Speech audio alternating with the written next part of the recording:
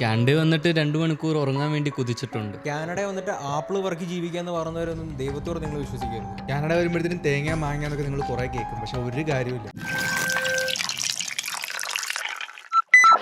Student life in Canada ഇത് കുറേ main സ്ട്രീമിൽ വരുന്നൊരു ടോപ്പിക്കാണ്. ബട്ട് ദെൻ നമ്മുടെ പേഴ്സണൽ എക്സ്പീരിയൻസ് എന്താണ് സ്റ്റുഡൻറ് ലൈഫിനെ കുറച്ച് ഗുഡ് ബാഡ് ആൻഡ് അഗ്ലി. കാര്യം ഇങ്ങോട്ടേക്കൊക്കെ വരാനിരിക്കുന്ന ഒരാളാണെങ്കിൽ നിങ്ങൾക്കൊരു ഇമേജ് ഉണ്ടാവും, കാനഡ വരുമ്പോൾ ഇങ്ങനെ ആയിരിക്കും, ഈ സ്റ്റുഡൻറ് ലൈഫ് ഇങ്ങനെ ആയിരിക്കും, ഞാൻ ഇതൊക്കെ ചെയ്യും ഇതൊക്കെ ചെയ്യത്തില്ല, ഇത്രയും ഫ്രീഡം എനിക്കുണ്ടാവും, ഇത്രയും ഫ്രീഡം ഇല്ല. എത്ര ഫ്രീഡം ഉണ്ട്, എത്ര ഫ്രീഡം ഇല്ല, സ്റ്റുഡൻറ് ലൈഫ് ഇൻ കാനഡയെ കുറിച്ച് നമ്മുടെ ബ്രൂട്ടൽ ആൻഡ് ഓണസ്റ്റ് ഒപ്പീനിയനാണ് ഈ ഒരു പർട്ടിക്കുലർ എപ്പിസോഡിൽ വരാൻ പോകുന്നത്. ഷൈനോ, നിനക്ക് എന്ത് തോന്നുന്നു? എൻ്റെ സ്റ്റുഡൻറ്റ് ലൈഫ് എന്ന് പറഞ്ഞാൽ നമ്മളെല്ലാം ഒരുമിച്ച് ഒരു ഷെയറിംഗ് കോളേജിലാണ് പോയത്. ഞങ്ങളുടെ സ്റ്റുഡൻറ്റ് ലൈഫ് എന്ന് പറഞ്ഞാൽ ഞങ്ങൾ മെക്കാനിക്കൽ എഞ്ചിനീയറിംഗ് പഠിച്ചുകൊണ്ടിരുന്നത്, ടെക്നീഷ്യൻ 2 വർഷത്തെ കോഴ്സാണ് പഠിച്ചുകൊണ്ടിരുന്നത്. ഞങ്ങൾക്കെന്ന് പറഞ്ഞു കഴിഞ്ഞാൽ ദിവസവും അസൈൻമെൻറ്റ്, ടെസ്റ്റ്, എക്സാം കാര്യങ്ങൾ അങ്ങനെ പോകും. പിന്നെ അതിൻ്റെ ഇടയ്ക്ക് ജോലി ചെയ്യണം. അപ്പോൾ നമ്മൾക്ക് പഠിത്തം കഴിഞ്ഞാൽ ജോലി കഴിഞ്ഞാൽ പഠിത്തം, കോളേജ്, ആ ഒരു ഇതിലാണ് ഞങ്ങൾ പോയിക്കൊണ്ടിരുന്നത്. ഇപ്പം വേറെ ആർക്കെങ്കിലും വേറെ എന്തെങ്കിലും എക്സ്പീരിയൻസ് ഉണ്ടായിട്ടൊന്നും എനിക്കറിയത്തില്ല. എനിക്കൊന്നും നമുക്ക് എല്ലാവർക്കും അങ്ങനെ ആയിരുന്നു, ഓൾമോസ്റ്റ് അങ്ങനെ ആയിരുന്നു. നമ്മളെല്ലാം ഒരേ കോളേജ് പഠിച്ചോണ്ട് നമുക്ക് ഇതായിരുന്നു. എനിക്കൊന്ന് കോളേജ് ചിലർക്കൊക്കെ കുറച്ചുകൂടി ഈസിയാണ്. നമ്മുടെ കൂടെ ഉണ്ടായിരുന്നതിന് ആൾക്കാർക്ക് 3 ദിവസമൊക്കെ ക്ലാസ് ഉണ്ടായിരുന്നു, അങ്ങനെയുള്ളവരും ഉണ്ട്. അപ്പം ബേസിക്കലി എനിക്കൊന്ന് സ്റ്റുഡൻറ്റ് ലൈഫ് എന്ന് പറയുന്നത് നമ്മുടെ ഏത് കോളേജിലാണ്, നമ്മളേത് കോഴ്സാണ്, നമ്മളേത് ഗ്രൂപ്പാണ്, അങ്ങനെയുള്ളതൊക്കെ ഡിപ്പെൻഡ് ചെയ്ത് ഓരോരുത്തർ പേഴ്സണലി അത് മാറുമെന്ന് എനിക്ക് തോന്നുന്നത്. പക്ഷെ അങ്ങനെയുള്ള കേസിൽ ഭയങ്കര ഈസി ആയിട്ടുള്ള ഒരു ഇൻസ്റ്റിറ്റ്യൂഷൻ ആണെങ്കിൽ നമുക്കൊരു വില ഉണ്ടാവില്ല. ആ എഡ്യൂക്കേഷൻ പഠിച്ചു ഇറങ്ങി കഴിഞ്ഞാൽ അതിന്റെ സർട്ടിഫിക്കറ്റുമായിട്ട് നമുക്കിവിടെ വെക്കാന്നുള്ളൂ, നമുക്ക് ഒരു നല്ല ജോലി പോലും കിട്ടത്തില്ല. അങ്ങനെ പ്രശ്നമുണ്ട് ഇവിടെ. അറ്റ്ലീസ്റ്റ് ഒരു 4 ഇയറിനെങ്കിലും ഉണ്ടെങ്കിലേ ഒരു എന്തെങ്കിലും ഒരു വിലയുള്ളൂ. 2 ഇയറും 3 ഇയറും കൊണ്ട് ഒരു കാര്യമില്ല. പക്ഷെ അപ്പം നമുക്ക് സ്റ്റുഡൻറ്റ് ലൈഫ് ഉണ്ടാവത്തില്ല. 4 ഇയർ ഒക്കെ എടുത്ത് കഴിഞ്ഞാൽ എനിക്കറിയത്തില്ല, നമുക്ക് സ്റ്റുഡൻറ്റ് ലൈഫ് എന്ന് പറഞ്ഞാൽ ലൈഫേ ഉണ്ടാവത്തില്ല. നമുക്ക് ഫുൾ ടൈം ലാപ്ടോപ്പിൻ്റെ ഫ്രണ്ട് ഇരിക്കണം. അത് പിന്നെ ജോലി ചെയ്യാൻ പറ്റുമെങ്കിൽ ജോലിയും കൂടെ ചെയ്യണം. കാരണം ഈ യൂണിവേഴ്സിറ്റിയിലൊക്കെ പഠിക്കുന്നവർക്ക് ജോലി ചെയ്യാനുള്ള സമയമൊക്കെ ഉണ്ടോ എന്ന് എനിക്കറിയത്തില്ല. ഞങ്ങൾക്ക് പോലും ഇല്ല. ഞങ്ങൾ കോളേജിൽ പഠിച്ചിട്ട് ഞങ്ങൾക്ക് പോലും അധികം സമയം കിട്ടാറില്ലായിരുന്നു. ആഴ്ചയിൽ കൂടിപ്പോൾ 2 ദിവസമൊക്കെ ജോലിക്ക് പോകും. പിന്നെ വീക്കെൻഡാണ് ആൾക്കാർ ചില്ല് ചെയ്യുന്നത്. ഞങ്ങൾക്ക് വീക്കെൻഡ് ജോലിക്ക് പോകണം. കാരണം ജോലിക്ക് പോയാലേ അടുത്ത ഫീസ് അടയ്ക്കാൻ പറ്റുള്ളൂ. അപ്പോൾ ഇതായിരുന്നു ഞങ്ങളുടെ സ്റ്റുഡൻറ്റ് ലൈഫ്. ഞങ്ങളുടെ ഓൾമോസ്റ്റ് എല്ലാവരുടെ സ്റ്റുഡൻറ്റ് ലൈഫ് ഇത് തന്നെയായിരുന്നു. ജോലി, പഠിത്തം, ആവറേജ് ട്യൂഷൻ ഫീസ് എന്ന് പറയുന്നത് ഇവിടെ അറൗണ്ട് ഒരു $9,000 വരും ഒരു സെമസ്റ്ററിൽ. സോ അപ്പോൾ $9,000 എന്ന് പറയുമ്പോൾ തന്നെ നിങ്ങൾക്ക് ഇപ്പോൾ അറിയാം, കൺവേർട്ട് ചെയ്ത് കഴിയുമ്പോൾ ഒരു 5 ലക്ഷം രൂപയോ 5.5 ലക്ഷം രൂപയോ സെമസ്റ്ററിലാണ് ആലോചിക്കണം. അപ്പോൾ നമുക്കങ്ങനെ 2 വർഷം പഠിക്കുന്ന ഒരു കൊച്ചിന് ഇവിടെ 4 സെമസ്റ്റർ ഉണ്ട്.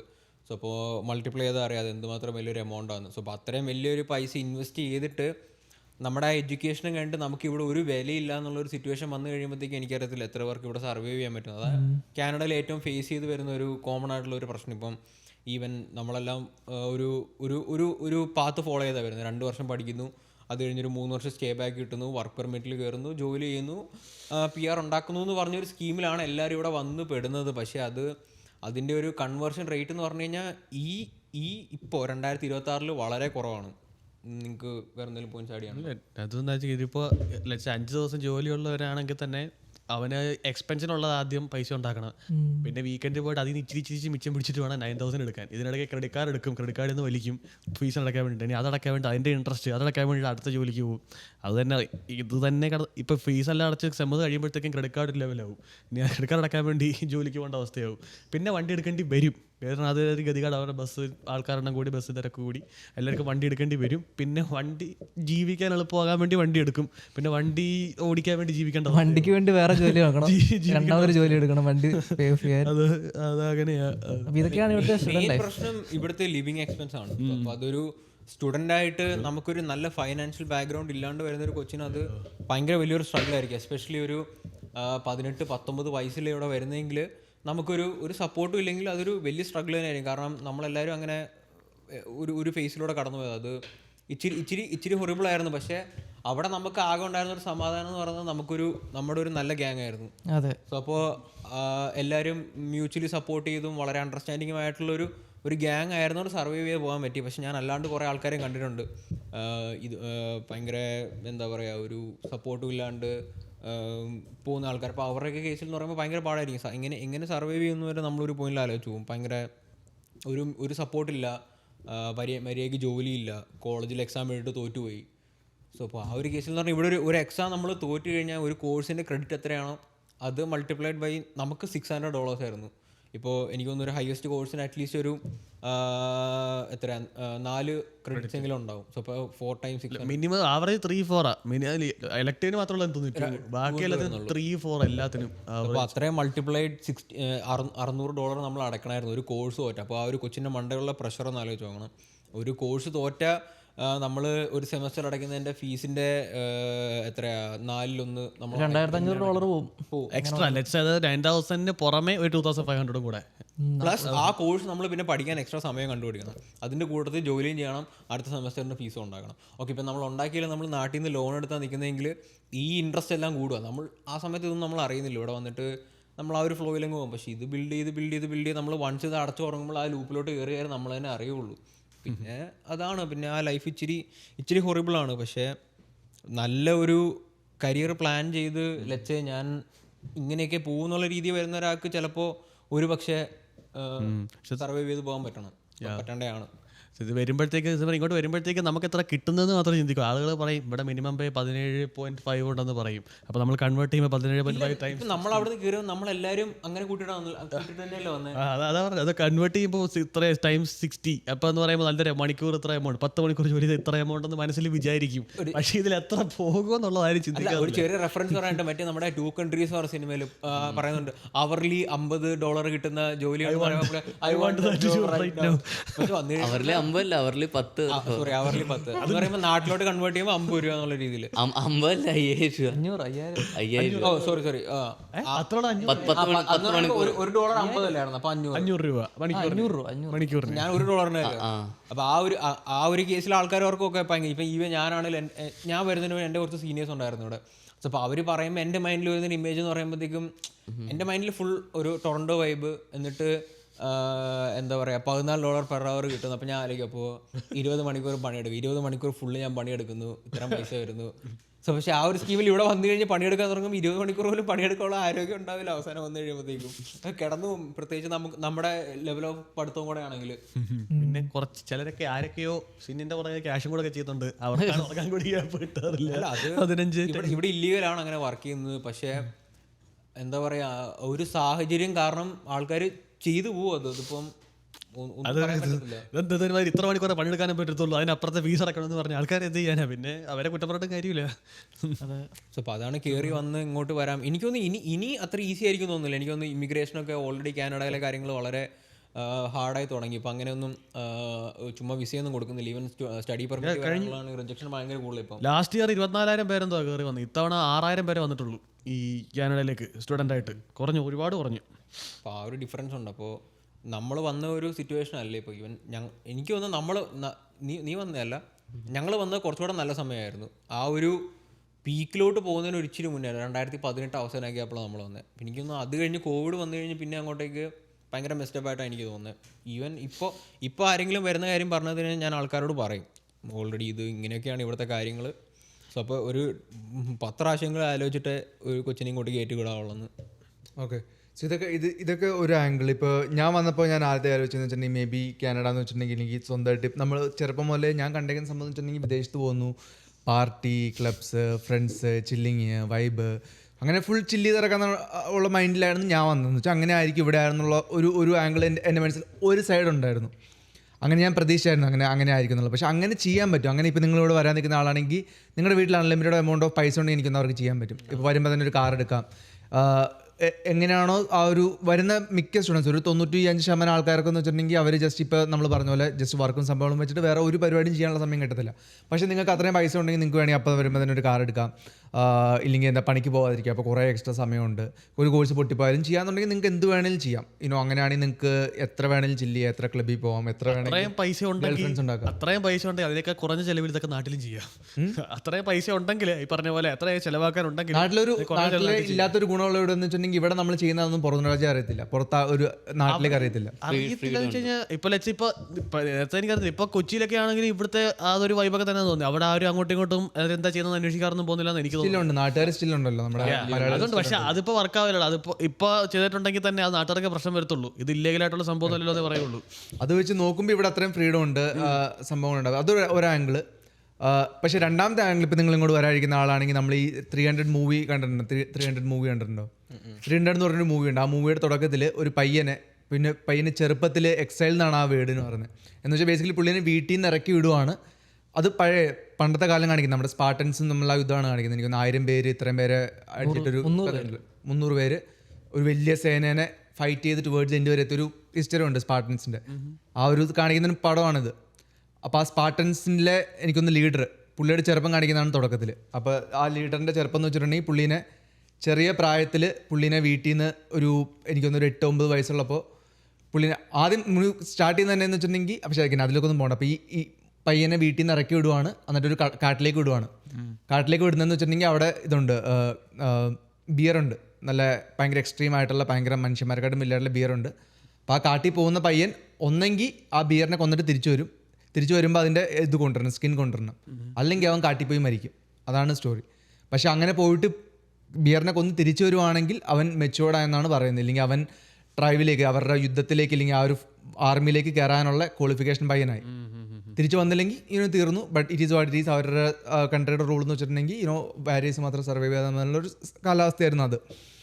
അപ്പോൾ അങ്ങനെ നോക്കുമ്പോഴത്തേനും ഇങ്ങോട്ടേക്ക് കാനഡയിൽ വരുന്ന ഇന്നവേ അങ്ങനെ കാണാം. ഇപ്പം നമ്മുടെ ഇപ്പോൾ കുറേ പൈസ ഉള്ള വീട്ടിലാണെങ്കിൽ ഒന്നെങ്കിൽ കൊണ്ട് പോയിട്ടുണ്ടെങ്കിൽ നശിച്ചു പോകും.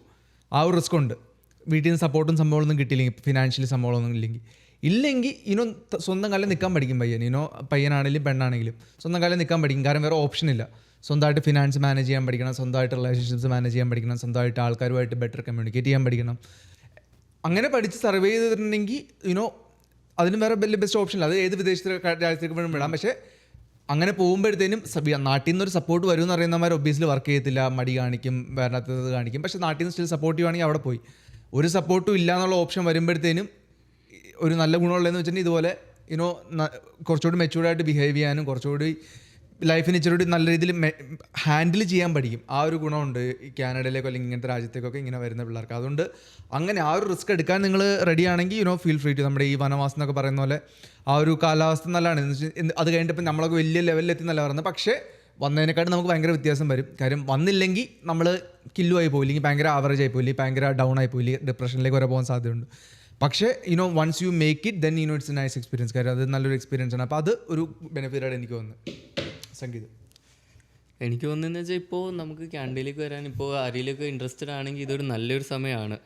കാരണം ഇപ്പോൾ ഇമിഗ്രേഷൻ ഭയങ്കര കുറവാണ്. ഈവൻ ലോണ് സംഭവങ്ങൾ കൂട്ടി, GIC കൂട്ടി $20,000 ആക്കി. അപ്പോൾ ഇമിഗ്രേഷൻ ഭയങ്കര കുറവാണ്. ഇപ്പോൾ ജോലി കാര്യങ്ങൾ ഓപ്പർച്യൂണിറ്റീസ് കുറേ ഉണ്ട്.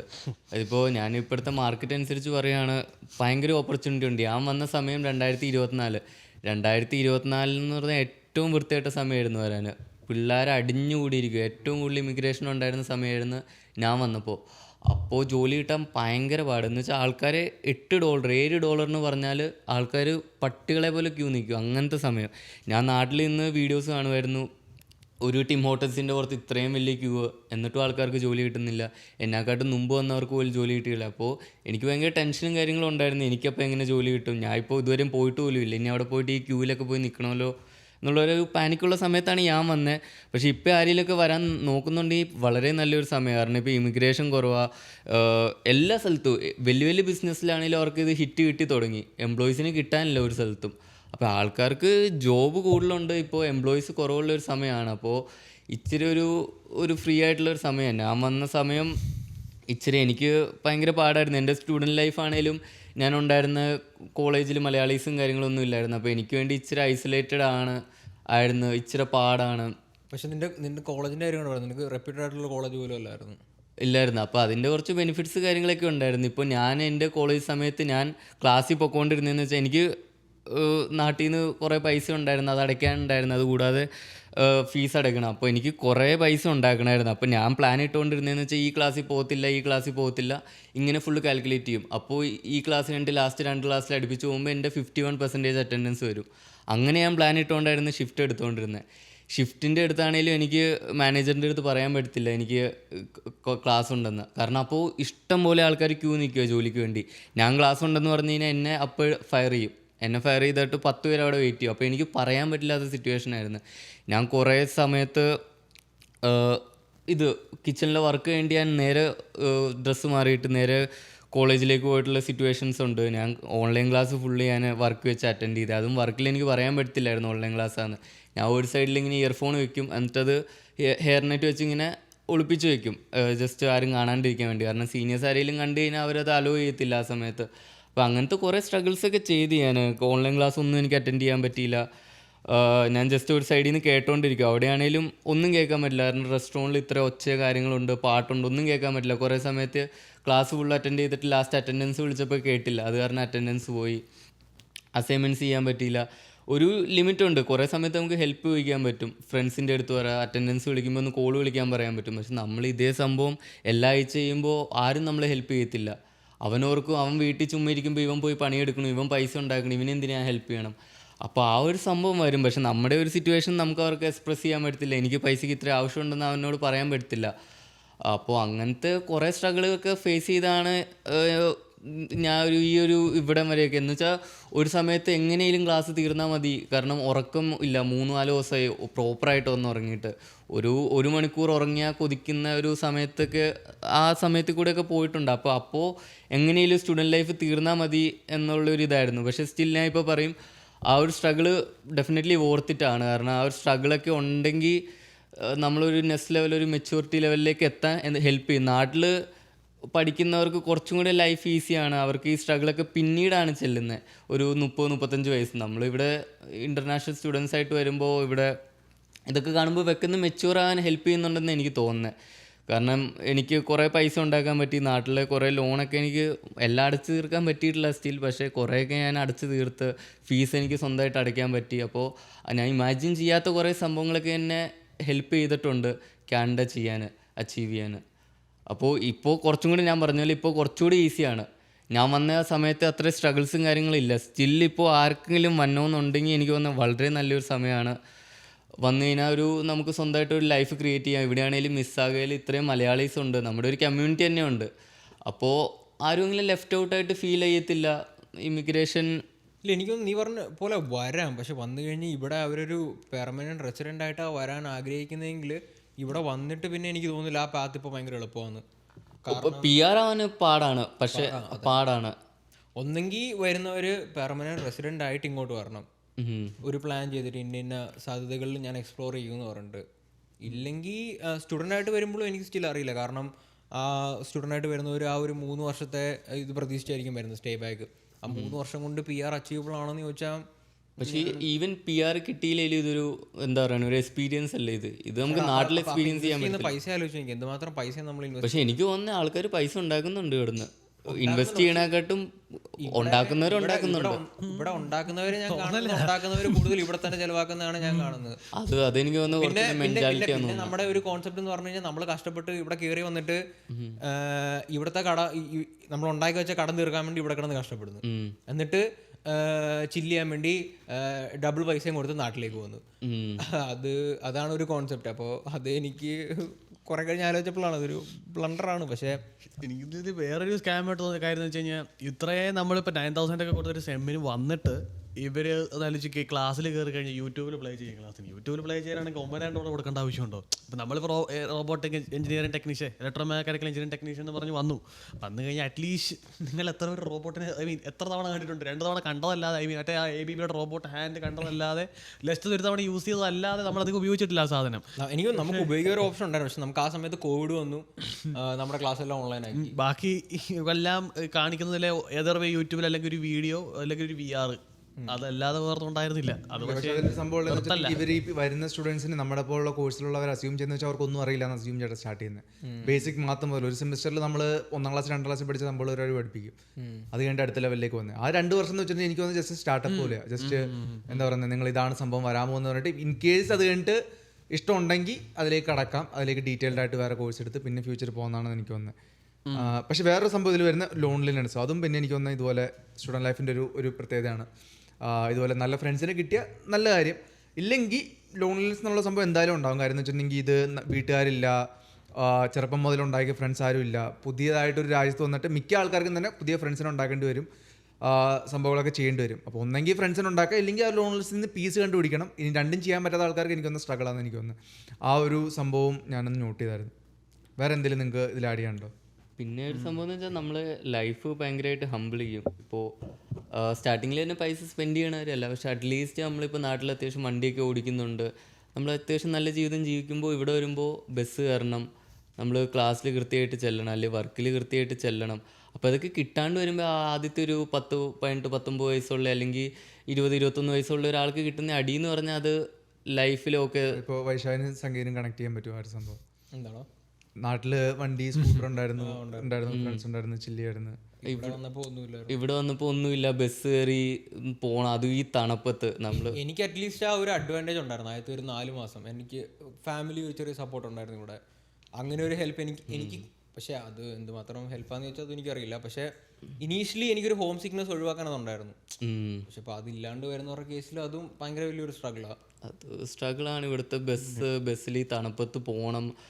അത് വേറൊരു കാര്യം. ഇവിടെ ഈ രാജ്യത്തെ ക്ലൈമറ്റ് അതൊരു മനുഷ്യനെ ഒരു എന്താ പറയുക, എങ്ങനെയൊക്കെ അനുഭവിപ്പിക്കാവോ അതിൻ്റെ മാക്സിമം അനുഭവിപ്പിക്കും. പ്രത്യേകിച്ച് ആ ഒരു ഫേസിൽ നമുക്ക് വണ്ടിയില്ല, ബസ് കയറി പോകണം. രാവിലെ 7 മണിക്ക് നമുക്ക് ആ സമയത്തൊക്കെ ക്ലാസ് ലാബൊക്കെ ഉണ്ടായിരുന്നു. ലാബിലൊക്കെ പോകണം, വേറെ ഓപ്ഷൻ ഇല്ല നമുക്ക്. നമ്മൾ എല്ലാ ദിവസവും ഊബർ എടുത്ത് പോകാനായിട്ട് എക്സ്പെൻസ് ചെയ്യുന്നത്. ഈവൻ നമ്മളെന്ത് ചെയ്യും, നമ്മൾ 4-5 പേരൊക്കെ രാവിലെ എഴുന്നേറ്റ് 6:55 എഴുന്നേറ്റിട്ട് ഊബർ വിളിച്ചിട്ട് പോവായിരുന്നു. ഈ വലിപ്പമുള്ള ഷൂ ഒക്കെ ഉണ്ടായിരുന്നു എല്ലാവർക്കും. അതെ, ഒരു വള്ളം പോലത്തെ ഷൂ ഒക്കെ ഉണ്ടായിരുന്നു. ഞാൻ വർക്ക് ചെയ്തുകൊണ്ടിരുന്ന സ്ഥലത്തൊരു മലയാളി ഉണ്ടായിരുന്നു. പുള്ളി 2 സൈസ് ആൾക്കാരുണ്ട്. നമ്മളെപ്പോലെ ആൾക്കാരും ഉണ്ട്, പൈസ സ്പെൻഡ് ചെയ്യണോടത്ത് സ്പെൻഡ് ചെയ്യുന്നവരും ഉണ്ട്. പക്ഷെ ഭയങ്കര വൃത്തിയിട്ട രീതിയിൽ പൈസ സേവ് ചെയ്യുന്ന ആൾക്കാരും ഉണ്ട്. അങ്ങനത്തെ ഒരു കൂട്ടത്തിലായിരുന്നു പുള്ളി എല്ലാം 1 രൂപ സേവ് ചെയ്യും. പുള്ളി ഇച്ചിരി പാവപ്പെട്ട വീട്ടിലായിരുന്നു. പുള്ളി അപ്പോൾ എന്താണെന്ന് വെച്ചാൽ 1:30 ഷിഫ്റ്റ് തീരും. പുള്ളിക്ക് അടുത്ത ബസ് 5 മണിക്കാണ്. പുള്ളി തണുപ്പത്ത് പുള്ളി ഒരു ബ്ലാങ്കറ്റ് പോലത്തെ ചെറിയ സാധനം കൊണ്ടുപോയിട്ട് അവിടെ പോയിരിക്കും, ബസ് സ്റ്റാൻഡിൽ പോയിട്ട് ഇരിക്കും. കാരണം പുള്ളിക്ക് $10 എന്തായിരുന്നു ഊബർ. പുള്ളിക്ക് ബസ്സിന് പോവുകയാണെങ്കിൽ $3.5 സംതിങ് ആവത്തുള്ളൂ. ആ ഒരു $6 സേവ് ചെയ്യാൻ വേണ്ടി പുള്ളി അവിടെ അങ്ങനെ ജീവിക്കുന്നവരുണ്ടോ? അങ്ങനെ ഒത്തിരി പേരുണ്ട് ഇവിടെ, അത്രയും എക്സ്ട്രീമിൽ കഷ്ടപ്പെട്ട്. പക്ഷെ വേറെ വഴിയില്ല, എന്ത് ചെയ്യാൻ പറ്റും? കാരണം ഇപ്പം ആ പറഞ്ഞ പുള്ളിയുടെ കേസിൽ പുള്ളിക്ക് ചിലപ്പോൾ ബേസിക് പേ ആയിരിക്കും കിട്ടുന്നത്. പക്ഷെ അപ്പോൾ അത് വെച്ചിട്ട് എനിക്കറിയത്തില്ല എങ്ങനെ. ഈവൻ നമ്മുടെ സ്റ്റുഡൻറ്റ് പീരീഡിൻ്റെ കാര്യം പറഞ്ഞാലും അതെ, നമുക്ക് ആ സമയത്ത് നമുക്ക് എൻട്രി ലെവൽ ജോബേ ഉള്ളൂ. ഇപ്പം നമ്മുടെ പഠിത്തം കഴിഞ്ഞ് നമ്മൾ വേറൊരു നല്ല ജോബിലോട്ട് കയറാൻ നോക്കിയാലും എനിക്ക് തോന്നുന്നില്ല അത് നടക്കുന്നു. ഈ നമ്മൾ പ്രത്യേകിച്ച് എടുക്കുന്ന ആ ഒരു കോഴ്സിൻ്റെ ബലത്തിൽ ഒരിടത്തും ജോലി കിട്ടുമെന്ന് എനിക്ക് തോന്നുന്നില്ല. കാരണം നമ്മളിവിടെ വന്നു കഴിഞ്ഞ് ഈ ടെക്നീഷ്യൻ കോഴ്സ് പഠിച്ചിറങ്ങി കഴിഞ്ഞ് നമ്മൾ കോമ്പീറ്റ് ചെയ്യാൻ പോകുന്നതെന്ന് പറയുന്നത് ഇവിടെ വളർന്നു വന്ന പിള്ളേരും ഇവിടെ അന്നേരം യൂണിവേഴ്സിറ്റി പഠിച്ചിറങ്ങിയ പിള്ളേരുമായിട്ടാണ്. സോ എനിക്ക് തോന്നുന്നത് അത് ഭയങ്കര ഓബിയസാണ്. ഇപ്പോൾ നമ്മളൊരു കമ്പനിയിൽ നമ്മുടെ റെസ്യൂമേയും ഇതുപോലെ ഒരു റെസ്യൂമേ ഇരുന്ന് കഴിഞ്ഞാൽ നമ്മുടെ അടുത്ത് നേരെ വേസ്റ്റ് മില്ലിൽ എടുത്തേ ഉള്ളൂ. നമ്മൾ എന്തുമാത്രം സ്ട്രഗിൾ ചെയ്തിട്ടുണ്ടെന്ന് പറഞ്ഞു കഴിഞ്ഞാലും ആ ഒരു ഫസ്റ്റ് പ്രയോറിറ്റി ഇവിടെ ഉണ്ടായ പിള്ളേർക്ക് അല്ലെങ്കിൽ ഇവിടെ പഠിച്ചിറങ്ങിയ ആൾക്കാർക്ക് ഓട്ടോമാറ്റിക്കലി പോകും. സോ അപ്പോൾ അത് കഴിഞ്ഞാണ് പിന്നെ നമ്മൾ കഷ്ടപ്പെടുന്നത്. ഇല്ലെങ്കിൽ ഉള്ള ഒരു പേർക്ക് എന്ന് പറഞ്ഞാൽ നമുക്ക് നാട്ടിൽ അത്ര എക്സ്പീരിയൻസ് വേണം ഏതെങ്കിലും ഒരു ഫീൽഡിൽ. അത് കിട്ടുന്നത് ഈ സ്പൗസേഴ്സിൽ വന്നവർക്കൊക്കെ ആ ഒരു എക്സ്പീരിയൻസ് ഉണ്ടെന്ന് പറയുമ്പോൾ അവർക്കൊരു പ്രയോറിറ്റി കിട്ടും. അവർക്ക് ഇച്ചിരി പ്രായം ഉണ്ടായും ഇത്ര വർഷം ഇന്ന സെയിം ജോലി ചെയ്തുകൊണ്ടിരുന്നെന്ന് പറയുമ്പോൾ അവർക്കൊരു പ്രയോറിറ്റി കിട്ടും. അത് കഴിഞ്ഞിട്ടേ നമുക്ക് വരത്തുള്ളൂ. നമ്മൾ പഠിച്ചു വരുന്നവർ അവരുടെ കൂടെ ആയിരിക്കും മിക്കവാറും വർക്ക് ചെയ്യുന്നത്. ഐ മീൻ വർക്കിന് കയറുമ്പോൾ നമ്മൾ ഹൈലി സ്കിൽഡ് ആയിരിക്കണം. ഇവിടെ സ്കില്ല് ഒത്തിരി നമ്മളെ വാല്യൂ ചെയ്യുന്ന ഒരു രാജ്യം ഇത്.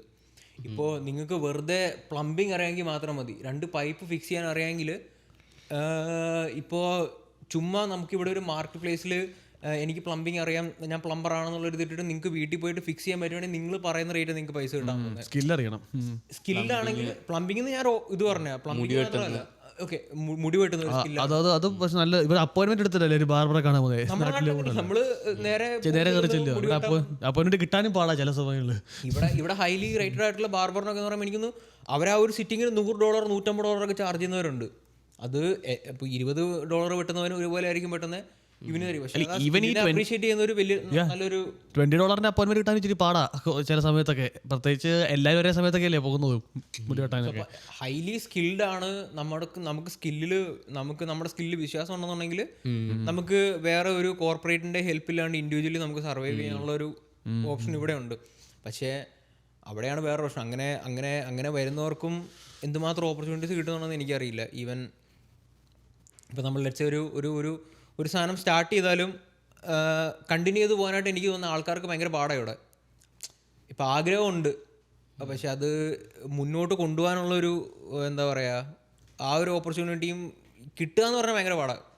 നമുക്ക് കണ്ടുപിടിക്കാം, എക്സ്പ്ലോർ ചെയ്യാം, പക്ഷെ അത് ഇങ്ങോട്ട് വരുന്നത് ഭയങ്കര പാടാണ്. പക്ഷെ അങ്ങനെ ഒരു ഓപ്പർച്യൂണിറ്റി ഉണ്ട് ഇവിടെ, സ്കില്ലിനെ വാല്യൂ ചെയ്യും. പിന്നെ ഒരു അഡ്വാൻറ്റേജ് എനിക്ക് തോന്നിയെന്ന് വെച്ചിട്ടുണ്ടെങ്കിൽ ഇപ്പോൾ നാട്ടിലൊക്കെ നമ്മൾ ഒരു ടെംപ്ലേറ്റ് ഉപയോഗിച്ച് നമ്മൾ മിക്കവാറും പോകുന്നുണ്ട്. ഇപ്പോൾ ഒരു ഇത് കഴിഞ്ഞിട്ട് +2 കഴിഞ്ഞിട്ട് പിന്നെ ഇത് ഇവിടെ വരുമ്പോൾ എന്ന് വെച്ചിട്ടുണ്ടെങ്കിൽ ഒരു സംഭവം വെച്ചാൽ ആ ഒരു സമയത്ത് നമുക്ക് ഇത്രയും സ്ഥലങ്ങളിൽ എന്തായാലും സർവൈവ് ചെയ്യാൻ വർക്ക് എടുത്താൽ പറ്റത്തുള്ളൂ. അപ്പോൾ ഓരോ സ്ഥലങ്ങളിൽ വർക്ക് ചെയ്യുമ്പോഴത്തേനും ചില സംഭവങ്ങൾ നമ്മൾ ചെയ്തേ പറ്റത്തുള്ളൂ, ആൾക്കാരോട് സംസാരിച്ചേ പറ്റത്തുള്ളൂ. ഇല്ലെങ്കിൽ അങ്ങനെ കുറേ സംഭവങ്ങൾ ചെയ്ത് വരുന്നുണ്ട് നമുക്ക് നമ്മുടെ ഇഷ്ടമില്ലായ്മയൊക്കെ നമുക്ക് ഫിഗർ ഔട്ട് ചെയ്യാൻ പറ്റും. നമുക്ക് എന്തിലാണ് കൂടുതൽ ഇഷ്ടം വരുന്നത്, കൂടുതൽ ഇഷ്ടമില്ലായ്മ, ഈ ജോലി ചെയ്തപ്പോഴത്തേനൊക്കെ എനിക്ക് ഈ ജോലിയുടെ ഇതാണ് ഇഷ്ടപ്പെട്ടത്. അപ്പോൾ അങ്ങനെയും കുറിക്കുന്ന ആൾക്കാർക്ക് ഇച്ചിരി കൂടി അവരുടെ ഇഷ്ടമില്ലായ്മയൊക്കെ ക്ലാരിഫൈ ചെയ്യാനും ഇച്ചിരി കൂടി റിസ്ക് എടുക്കാനുള്ള ഒരു ഓപ്ഷനും ഉണ്ട്. ബട്ട് സ്റ്റിൽ ഇവിടെ വന്നിട്ട് ആ ഒരു ടെംപ്ലേറ്റ് ഫോളോ ചെയ്യുന്ന ആൾക്കാരുണ്ട്. ഇപ്പോൾ ഒരു കമ്പനി ജോലി കിട്ടി, ആ കമ്പനി തന്നെ വർക്ക് ചെയ്ത് അവിടെ സൂപ്പർവൈസറായി, മാനേജറായി, പിന്നെ അവർ അങ്ങനെ പോകുന്ന ആൾക്കാരുണ്ട്. കാര്യം അത് സേഫാണ്, അതിലൊന്നും ടെൻഷൻ അടിക്കേണ്ട, 8 മണിക്കൂർ സംഭവം ചെയ്യുന്ന ആൾക്കാരുണ്ട്. പക്ഷേ ഇതുപോലെ ചില ആൾക്കാർക്ക് ആ ഒരു ഭാഗ്യം ഉണ്ടാവാറുണ്ട്. കുറേയും കൂടി അവർ ചിലപ്പോൾ ഇതാണ് ഇഷ്ടം എന്ന് ഓർത്ത് ആ ഒരു കോഴ്സ് എടുത്തു തന്നു, പക്ഷേ ആ കോഴ്സ് ചെയ്തുകൊണ്ടിരുന്നപ്പോഴാണ് അവർ വേറെ ജോലി ചെയ്യുന്നത്. അപ്പോഴാണ് അവർ ഫിഗർ ഔട്ട് ചെയ്യുന്നത്, ഓക്കെ എനിക്ക് ഇതും ഇഷ്ടമാണല്ലോ, എനിക്കൊരു ചെറിയ പാഷൻ ഉണ്ടായിരുന്നു, അപ്പോൾ ഇത് ചെയ്ത് നോക്കല്ല. അങ്ങനെയൊക്കെ ഇച്ചിരി എങ്കിൽ സ്വന്തം പാഷനെ ഫോളോ ചെയ്യാനും കൂടി എൻകറേജ് ചെയ്യുന്ന കൾച്ചറാണ് ഇവിടെ. ആ ഒരു സംഭവം ഉണ്ട്. നമ്മൾ ഒബിയസ്ലി നമ്മുടെ നാട്ടിലൊക്കെ അത് ട്രെൻഡ് വരുന്നുണ്ട്. ബട്ട് പേരൻസിനൊപ്പം നിൽക്കുമ്പോഴത്തേനും ഒരു ലിമിറ്റേഷൻ സ്റ്റിൽ ഉണ്ട്. കാര്യം പേരൻസ് നമ്മളെ ചെറുപ്പം പോലെ സ്വപ്നം കാണുന്ന ഒരു ഇതുണ്ട്. ഇവിടെ ദൂരം ആയതുകൊണ്ട് അവർക്ക് അത്രയും കൺട്രോൾ ചെയ്യാൻ പറ്റത്തില്ല. പിന്നെ വരുന്നവരെല്ലാവരും മലയാളികൾ ഉൾപ്പെടെ എല്ലാവരും സ്കാം ചെയ്യുന്നതാണ്. പൈസ പറ്റിക്കപ്പെടാതെ സൂക്ഷിക്കുക, അതൊക്കെ പറയാനുള്ളൂ. വന്നിറങ്ങുന്നവരൊക്കെ ഇത്ര $, ബെഡിന് $50 എന്നൊക്കെ പറഞ്ഞ് പറ്റിക്കും. അത് പറഞ്ഞു, നമ്മളിപ്പോൾ പുതിയതായിട്ട് വരുന്ന ഒരാളാണ്, ഈ ഫേസിലൂടെ കടന്നു പോയവരാണെങ്കിലും ഒരു മനസാക്ഷ്യം കാണിക്കാത്ത മനുഷ്യരുണ്ട് ഇവിടെ. അവർക്കറിയാം ഇപ്പോൾ വരുന്ന ആളുടെ കയ്യിൽ പൈസയൊന്നും ഇല്ല എന്നൊക്കെ അറിയാം, പക്ഷേ അന്യായ സ്കാം നടത്തും. അതിപ്പോൾ ഈവൻ ഞങ്ങൾക്കാണെങ്കിലും എന്താ പറയുക, ഭയങ്കര അനുഭവമുള്ള കാര്യങ്ങൾ, അങ്ങനെയുള്ള കാര്യങ്ങളൊക്കെ നമുക്ക് പറ്റിയിട്ടുണ്ട്. അപ്പോൾ ഇങ്ങോട്ട് വരുന്നവർക്ക് പറഞ്ഞു തരുന്നൊരു ഇതാണ്, അങ്ങനെ എന്തെങ്കിലും ചുമ്മാ ആരെങ്കിലും പറയുന്ന കേൾക്കാണ്ട് റൈറ്റ് ആയിട്ടുള്ള ആൾക്കാരെ മാക്സിമം, ഇപ്പം നാട്ടിൽ മാക്സിമം പിള്ളേർ കയറി വരുന്ന നാട്ടിൽ ഏജൻസി ത്രൂവാ, പക്ഷെ അവരെ വിശ്വസിക്കാൻ പറ്റത്തില്ല എന്നുള്ളതാണ് വേറൊരു കാര്യം. ഇപ്പോൾ നമ്മൾ വന്നുകൊണ്ടിരുന്നപ്പോഴത്തെ വലിയൊരു ഇതായിരുന്നു, ഇവിടെ ആപ്പിൾ പറക്കി ജീവിക്കാന്ന്, പശുവിനെ കറന്ന് ജീവിക്കാന്ന്, പശുവിന് പുല്ലിട്ട് കൊടുത്താൽ ഇവിടെ മണിക്കൂർ $15 കിട്ടും എന്നൊക്കെ പറഞ്ഞ് ഏജൻസി പറയുമായിരുന്നു. അത് കൺട്രി സൈഡിലായിരിക്കും, കൺട്രി സൈഡ് എവിടെ ആയിക്കോട്ടെ, പക്ഷേ കൺട്രി സൈഡ് എവിടെ കോളേജ്, കൺട്രി സൈഡിൽ പോയാൽ തന്നെ ബസ്സും ഇല്ല, ഒന്നുമില്ല. അവിടെ സ്റ്റുഡന്റിന് സർവൈവ് ചെയ്യാനേ പറ്റത്തില്ല.